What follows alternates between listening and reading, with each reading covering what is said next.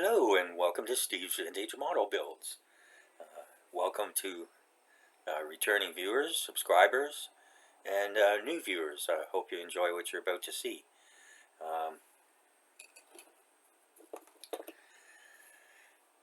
A couple things today. I'm going to start with people will be familiar with the IDF Merkava tank that I completed before we went away.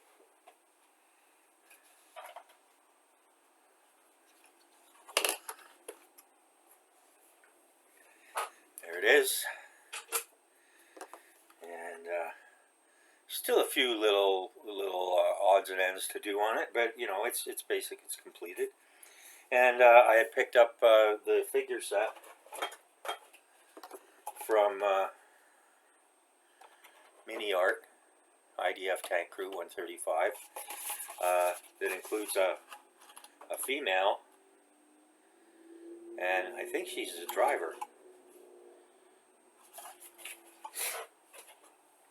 Anyways, yeah, the figures they're okay.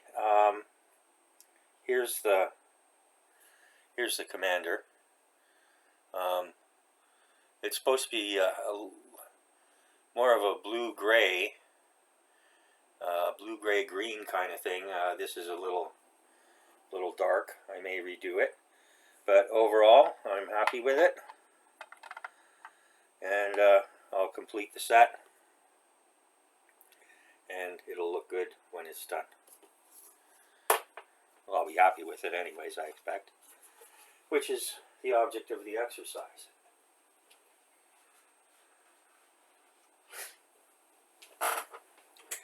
And also, after returning from our long trip, which was great, but it was great to get home. But yeah, easing back onto the bench, and you know, I said in an email to Peter Oxley the other day, I took out the Akagi again, and I don't know what it is. I should be happy with it, and I am happy with it as far as it goes, but I just can't get the mojo going to complete it.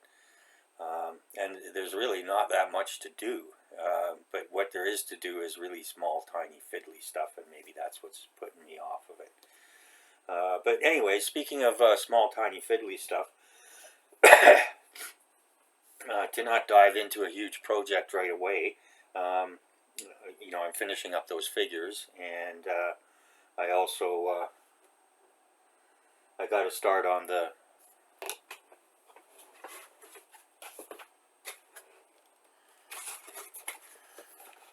Atlantis rebox of the Curtis Jenny, and so the parts are primed up for that, and here are the two pilot figures, and I think they turned out pretty good. You know, this was it's pretty old tooling, but you know, the figures came out pretty good. They got nice detail, and I think I've done a pretty good job painting them up. There we go. That better? There you go. Yeah, they've got the sheepskin collars and all that kind of stuff. So anyways, yeah, there's a couple little things to do on that. So, but that's that as far as it goes. So yeah, about these figures, they're not the greatest. The Master Box ones I got are better, and ICM and Tamiya are certainly much better. But these are adequate, and yeah, so I'm not saying anything bad about Mini Art. I think I have something else of theirs too.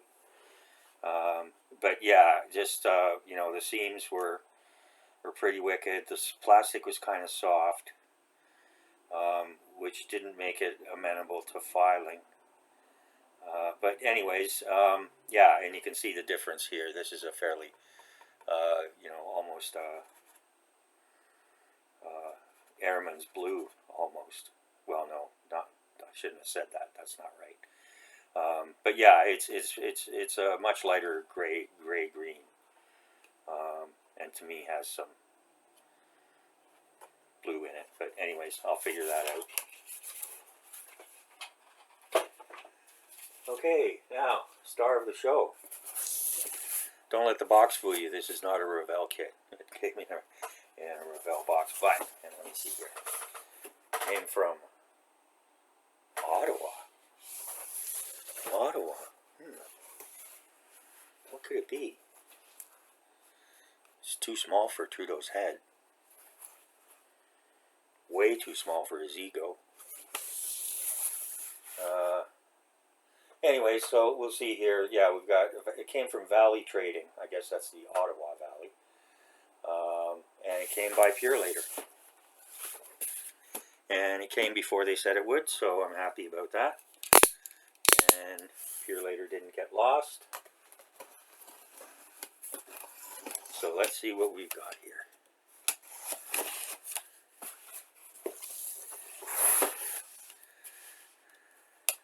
Unless something really special comes up, I won't be getting any new kits for a while. I just got too much to build here, so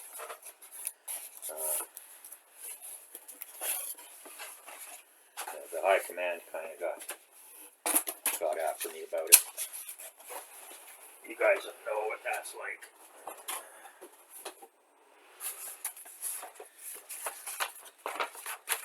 And yeah, my hobby's building model kits, not collecting model kits. So do your hobby. Okay, so yeah, we got an invoice here. We just paid. But yeah, the reason I got this, there's some nice corrugated packing material.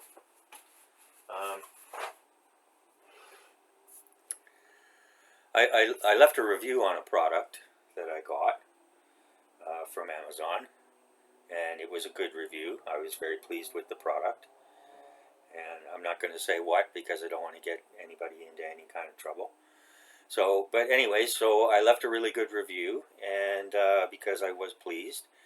And a little while later, I got an email from them saying they wanted to, they thanked me for the good review, and said they wanted to send me a gift card. So they did. Yeah. So yeah, so that was nice. I think I brought that up in the piece that I published on Substack as well.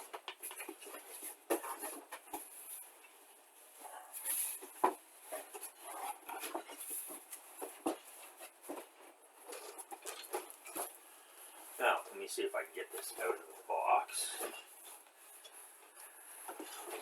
So yeah, in fairness, I'd had my eye on this for a while, but the price that they were asking was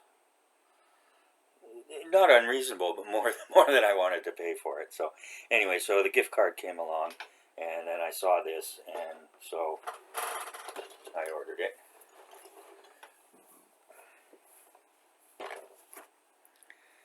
And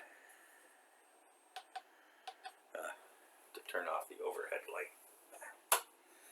Sorry about that. There we go. So, this is Atlantis, Wright Cyclone, Radial engine, C9HE. I don't think the HE stands for high explosive. That wouldn't be good for an engine. I think the official designation is the R-1280. And it's called a 9 because it's got 9 cylinders. So we'll get into that.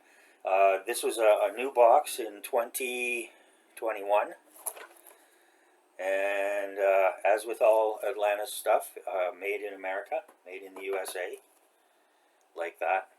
There we go, like that. And so yeah, so we've got they call it a STEM kit. Science, technology, engineering, math, and authentic. It's 1/12 scale. Authentic model, highly detailed parts, scaled from Curtiss-Wright official engineering drawings. Tooling was from 1958 and released in 1959. And at some point in the 60s, there was a motorized version that they put out.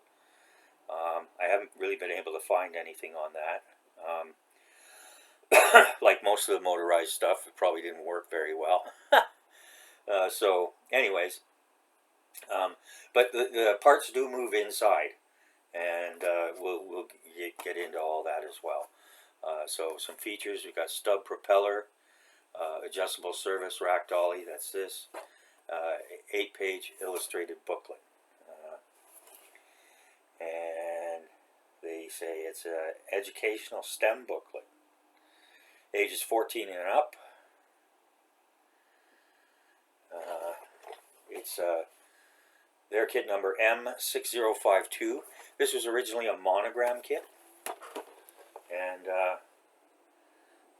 they have some pretty nice old kits.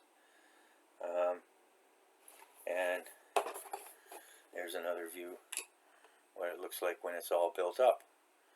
So. Oh, and I got to give a shout out to Zinzan. He's working on the Vote. What is it? The one with the gull wings. Oh, Steve, how could you forget? Corsair. Yeah, the Corsair. And oh, he's just done a beautiful job on it. I think it's a 132 scale that he's working on. It might be 124, but I think it's 132. Anyway, slide on by his channel, Zinzan Scale Modeling. He's done an absolutely wonderful job with it. It looks like something just come right out of the foundry. And beautiful work, beautiful job. So, and on the side here, we've got 6 inches wide, tall, whatever. It's round, so it's the same. 64 parts molded in 4 colors with water slide decals. On the side here it reads, about your Wright Cyclone engine. The rugged Wright Cyclone aircraft engine has become one of aviation's most famous creations. Originally developed by the Wright Aeronautical Division of the Curtiss-Wright Corporation, this 9-cylinder radial engine was introduced for military applications in 1931. Throughout its operational career, the Cyclone powered more than 40 different types of military and civilian aircraft, including the legendary B-17 Flying Fortress, the famed Douglas DC-3, and the Grumman J-2F amphibian, and as well as a number of others, which I'll get into in a minute. During a production period that spanned more than 20 years, over 115,000 Wright Cyclone engines were constructed in 9 major variants. No surprise that a significant number of these rugged power plants remain in operation to this very day. And its most updated iteration, I think, is the R-1820. Excuse me, which is still used in various applications. So.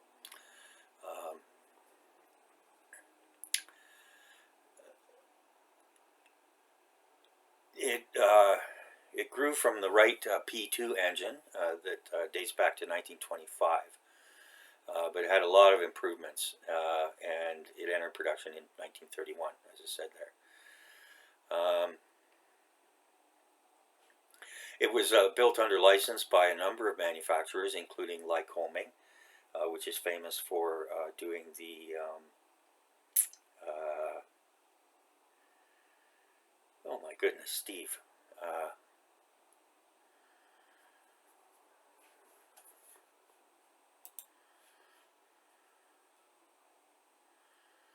Chinook.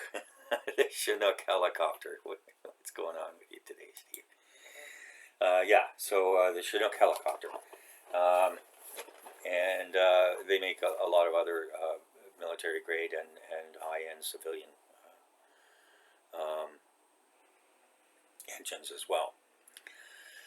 In addition to the ones already mentioned, the engine was used in the P-36 Hawk, the Douglas Dauntless dive bomber, General Motors Wildcat, as well as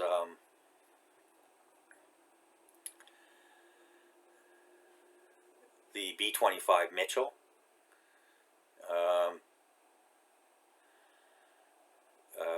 Curtiss Helldiver, Mohawk, and Seahawk, the Douglas A-33, a number of Grumman, the Lockheed Lodestar and Super Electra, Martin B-10, the North American P-64. So it was really a go-to engine for all those years. I think the most powerful one that they produced was the 1820-72W, which had horsepower of 1,350 or 1,010 kilowatts power production, and but it was also fitted with the water methanol emergency power boost system, which could boost it up to 1,425 horsepower. So significant amount of power there. So it was also licensed to other countries. Spain used them, France used them, and they were also used by the Soviets. Yeah. Who then, of course, copied them and copied them and copied them. Yeah, so.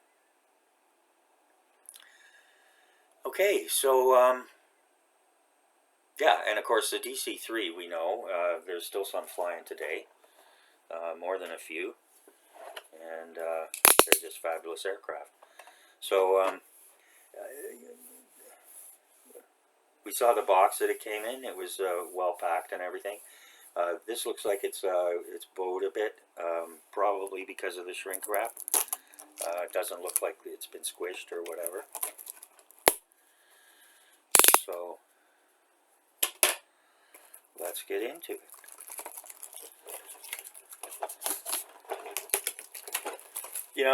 I thought this would be fun, and it would be a great shelf sitter. It looks like the detail's halfway decent, and it'll be a good opportunity for me to practice some of my paint skills and maybe even some wiring skills. Yeah, wiring skills. That and Steve don't go together. Anyways.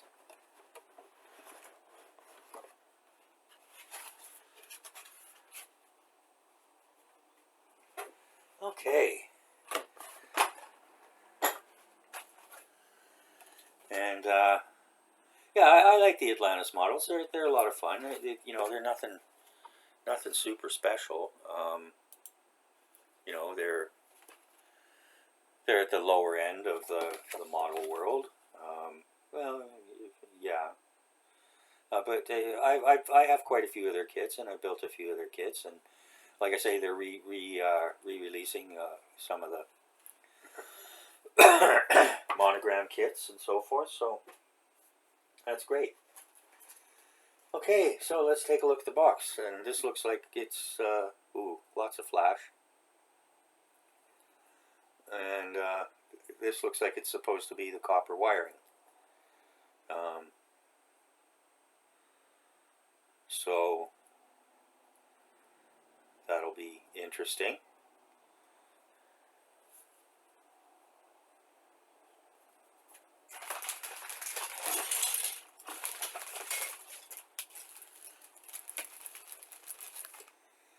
And we have 2 sprue bags.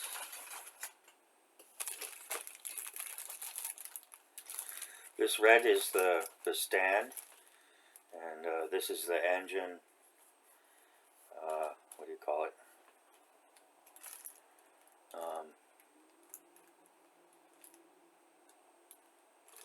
This is probably the starter engine. I don't know. We'll see. yeah, so there's the body of the engine.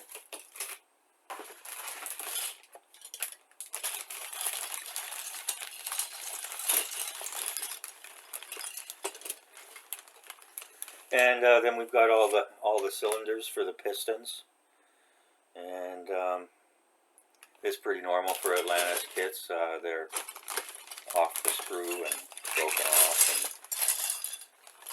so. But I expect everything's there. Never had a problem like that.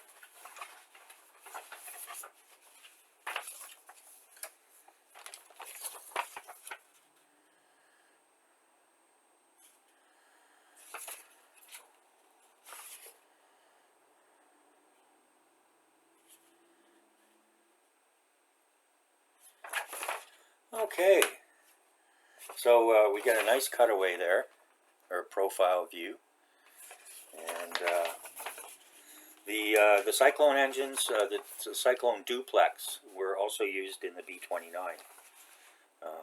So you know, they continued on making great engines. And then we've got the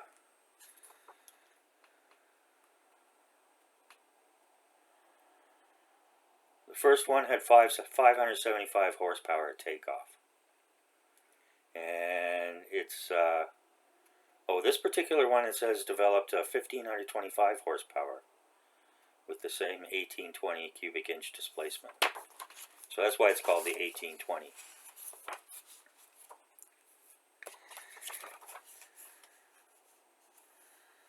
And then they give you a real nice breakdown here.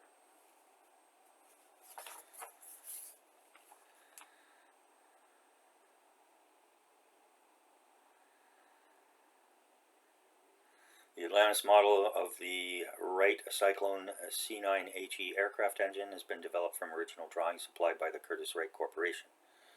All major details and features of the actual engine are included and are actually accurately scaled at 1 inch to 1 foot. There you go.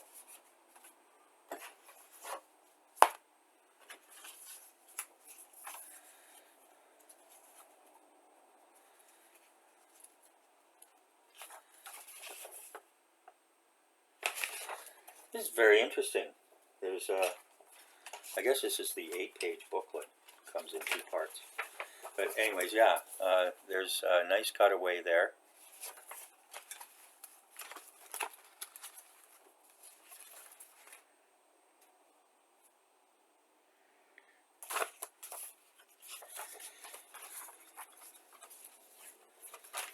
And these are the oil pumps, it looks like. So you get a nice, interesting booklet there. Oh, and I should say, yeah, this came in at about $78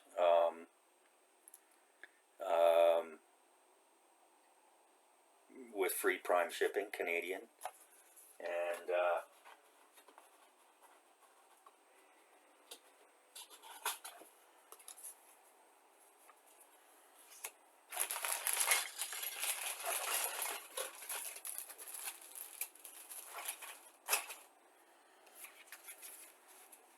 the gift card was $70, so how can you go wrong for $8 or $9? And we have the water slide decal here of, oh, it looks like there's something here, some sort of, oh, the specifications plate that goes on the side of the motor. And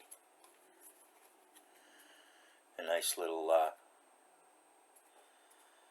label decal there.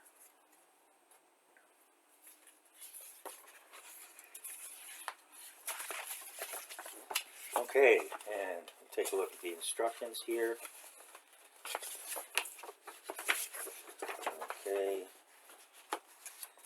it's a fold over booklet.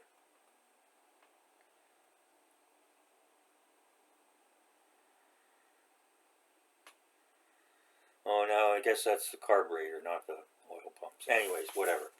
Okay, so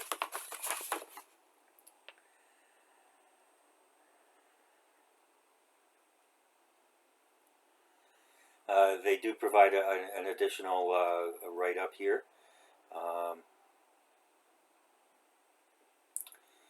Technically, the Cyclone engine was a masterpiece of rugged simplicity. It was a single-row radial design, displaced 1,823 cubic inches in the C9HE variant, portrayed in this model.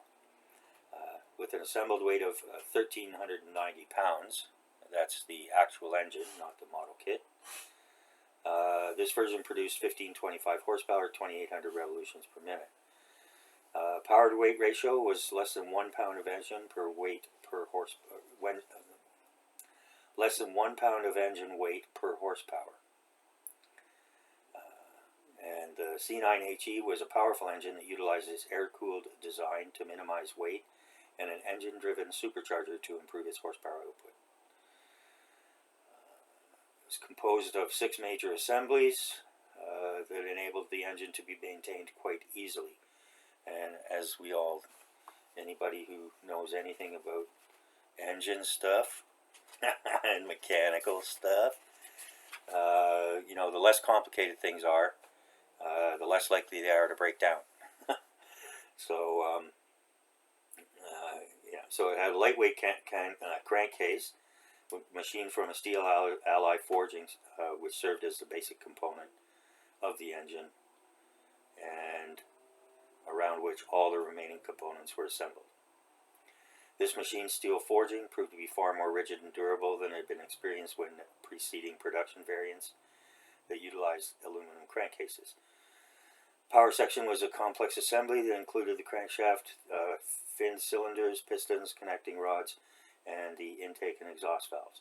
All of these components were designed for maximum durability and performance. Cylinder barrels were finned aluminum castings that incorporated nitrided steel liners to minimize wear. Sodium-filled exhaust and intake valves were fitted into machined aluminum alloy cylinder heads. Unlike some power plants that were fitted with external turbo superchargers, the Cyclone incorporated an internal supercharger. This device employed a cast impeller that forced a large volume of the volatile air-fuel mixture into the combustion chambers. On the rear of the engine case, accessory drives were located that propelled such components as the oil pumps, magnetos, and the engine starter. Externally mounted on the underside of the engine were 2 oil pumps that provided lubricating oil to the moving parts within the engine. The forward pump scavenged oil from the lower valve rocker galleys to minimize oil loss during engine start. The ignition system was composed of the ignition harness assembly, high-tension coils, and dual magnetos. A low-tension ignition system was developed that was designed to improve ignition shielding for the airborne radios and improve high-altitude performance. Finally, the fuel system was composed of a complex carburetor that mixed intake air with fuel to form volatile vapor. Due to the efficiency of the large diameter cylinders and the single-row design, the Cyclone was noted for its low fuel consumption. So a real winner there, folks.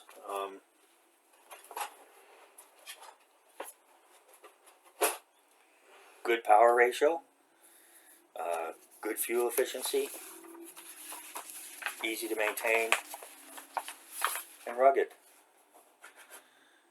That's everything you want, isn't it? Plus, it looks really cool. Yeah. Okay, so we open up the instructions and read this before you begin. Study the assembly drawings, blah, blah, blah. The usual stuff.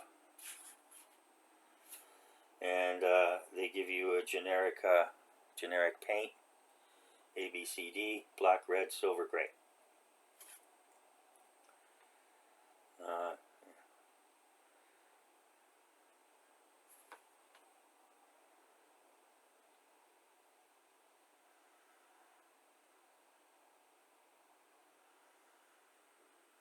Okay, so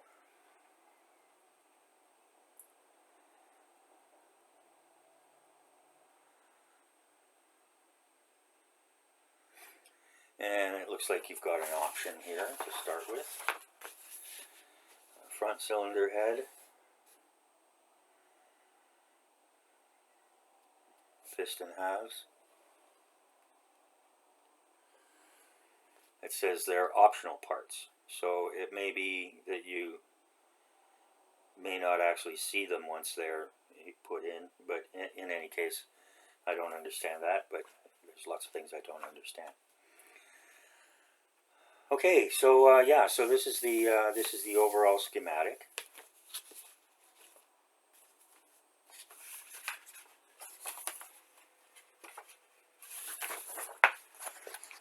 Gives you all the different names of the parts, different names of all the parts, and there we go.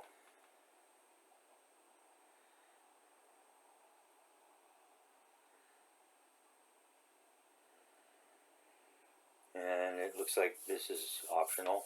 I don't know why, but anyways, we'll figure that out as we go through. I'll have to watch a build on it.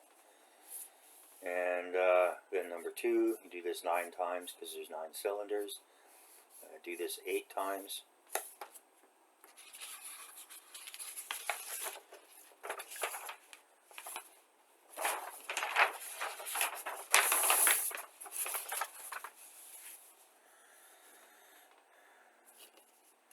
Step 4, step 5.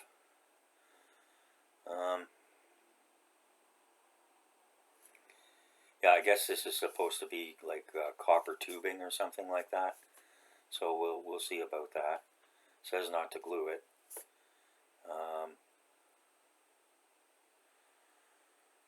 And it says to remove and save that. Maybe because it goes in. Maybe because they go in after or something. Anyways. And again, you've got an optional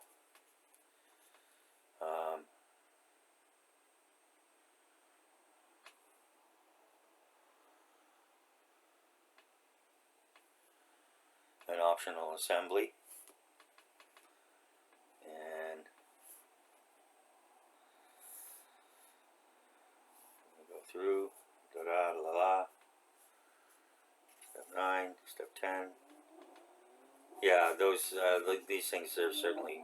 I'm going to paint this anyways, but yeah, they're going to have to be painted. I'm not going to cheat that, and I'm not going to try and make them out of wire. Zinzan would, but I'm not going to. Yeah, and then we got the oil pump halves, and then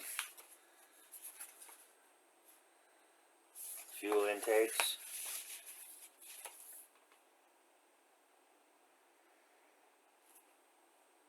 Go through step by step by step.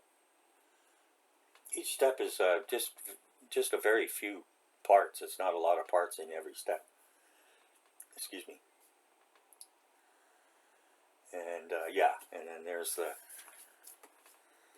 spot for the specification plate. And then we got the wheels for the dolly cart. And the final assembly is that. And then you've got a nameplate there where that decal goes. And you've got some nice black and white pictures of the completed model kit. And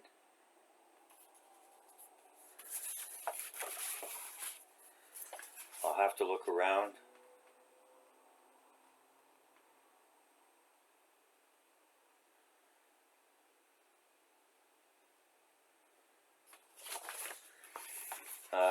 To see if there is a way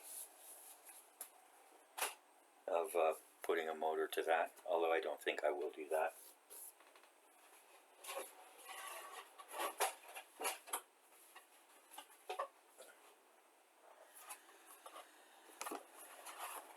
Okay.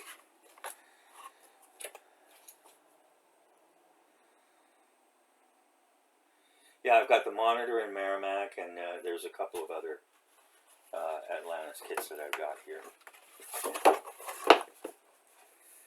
Okay, so the Wright Cyclone engine. I mean, you know, for a young person, you know, for a kid. I mean, they say 14 and up, but probably a 10-year-old could get going on this with some help. But yeah, you could, you know, this would look half decent, you know, just built up right from the box as it is. But I will painted. So, yeah, okay, so now time to rate the kit. Do-do-do-do-do. My pencil, there we go.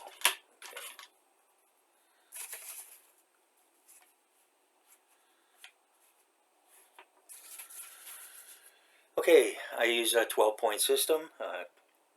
There's 10 standard points, 2 points for packaging, 2 points for the sprues, 3 points for the parts, and 3 points for the instructions, up to in each of those categories. And again, each of those categories can get a quarter point bonus, which gives it a potential score of 11. And I also allow myself to award up to 1 full bonus point for what I call value. So the packaging was great, so full 2 points there. And the sprues, well, as far as I could tell, everything was complete. There was flash and so forth. But so that's 1.75. And for the parts, some of them were off a lot of them were off. So that's 1.5 off the sprue rack.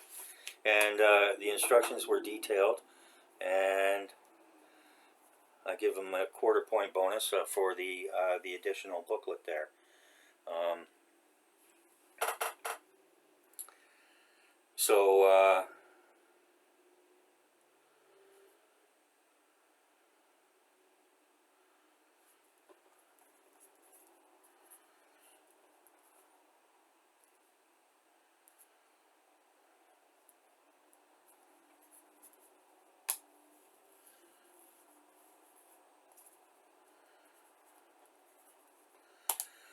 Okay, so that takes it up to 8.5 out of 12. I mean, it is what it is. It's not super fancy, but it's something of a certain interest. So I'm going to take it up to 9, I think. So that's 2 points for the packaging, and 1.75 for the flash. I had to take a quarter point off for the flash. Half a point off for the parts broken off, although everything looked to be there. And sorry, that's 2.5 out of 3. So that's 9.5 plus, that's 10.5. No. What is wrong with you today, Kev? Okay, so that takes us up to an even 10, which is, you know, is pretty respectable. Yeah, that's about the limit that I would pay for this kit. It is of certain interest, but yeah, like I said, when I saw that it was going to be nearly $80, I went, that can wait. But when the other thing came along, I figured, what the heck. So, okay, and yeah, and it would be you know, for anybody, you know, any young person who's interested in this kind of thing, or you'd like them to be interested in this kind of thing, this would be a great place to start. And I like the stub propeller too. So you know, that gives it a real bench model feeling. And also, you don't have to worry about breaking the ends off. Yeah, we all know about that.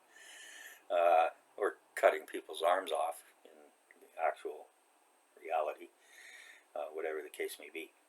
So yeah, I'm not sure how that would work. I guess they make it the same weight, even though it's not as long, or however they engineer that so that they get the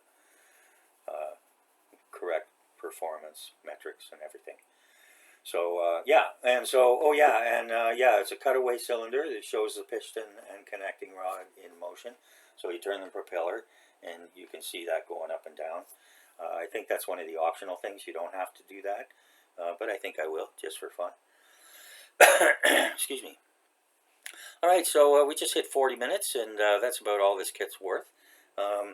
So I hope you enjoyed it. Hope you enjoyed the bit of history, and yeah, chances are if you're looking at a classic World War II or other aircraft from the 30s even with a radial engine, chances are it's a Wright Cyclone.